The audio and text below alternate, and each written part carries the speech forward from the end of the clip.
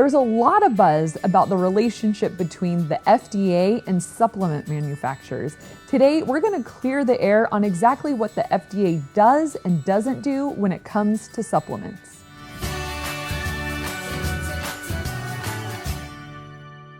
So Richard, I think there's a lot of confusion on the role that the FDA plays when it comes to supplements. What is their role in terms of manufacturing and regulating? I think there's been maybe even some bad buzz surrounding some of the relationship between FDA and supplements. Can you help us understand what role they play and unpack that for us a little bit? Sure.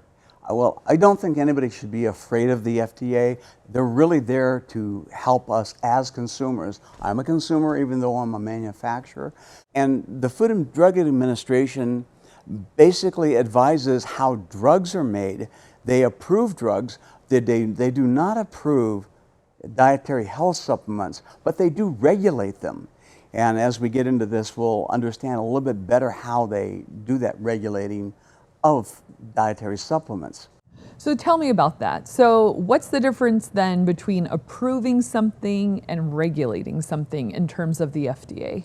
Yeah, the FDA approves drugs because drugs are synthetically produced. So their chemicals are going to match what a natural chemical is, but usually an extract or a natural chemical have other components that come along with it in its final process.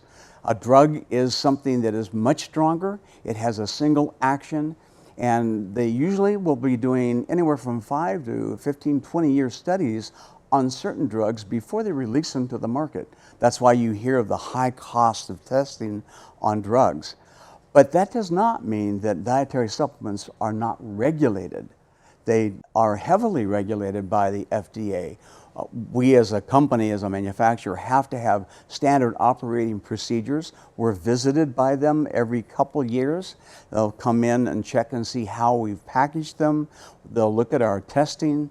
They'll look at the recalls, if there are any recalls or if there's any complaints about these particular products, and they'll see how they're stored.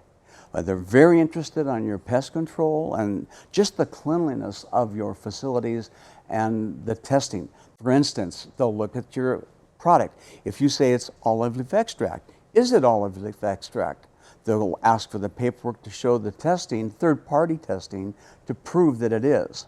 And with our company, we do through tests. We look at the test from the manufacturer where we have a product made, say it's made in Spain, we get their C of A, we get it here, we test the raw product to make sure, one, it has no microbial problems, that it has very, very low heavy metals, very, very low pesticides, that it is, say, a 20% olive extract, if that's what we've ordered, and that it follows all those prescribed regulations by the FDA. Okay, so since the FDA does not actually approve supplements, rather regulates them, then that brings up the question, how do we know we're actually getting what we think we are? Absolutely, that's a great question.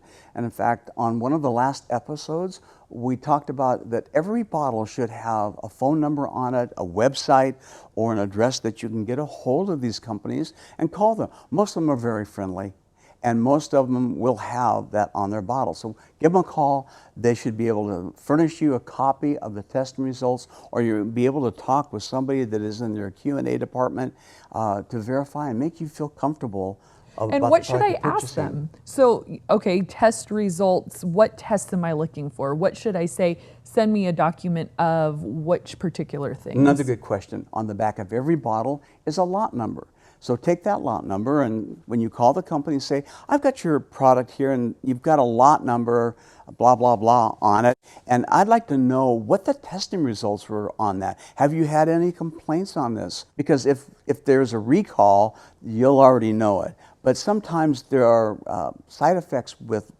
natural products, and they'll have a listing of what they are. So can they actually give you the test results that they have on file that the FDA did? So to make sure, hey, this says olive leaf extract, I'm getting olive leaf extract. The FDA must have given them some kind of report. Is that accessible to a consumer? Most manufacturers are straight up, they would say sure, and they would send you a copy of the test that they performed to prove that it's a 20% olive leaf, that it's a 20% olive leaf.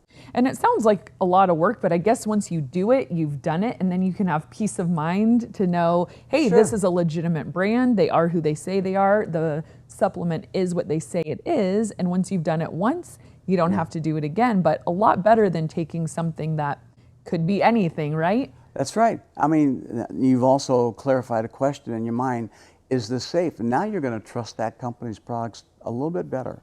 Definitely. Well, Absolutely. thanks, Richard. If you got value from this episode, go ahead and hit like and subscribe, and we'll see you next time.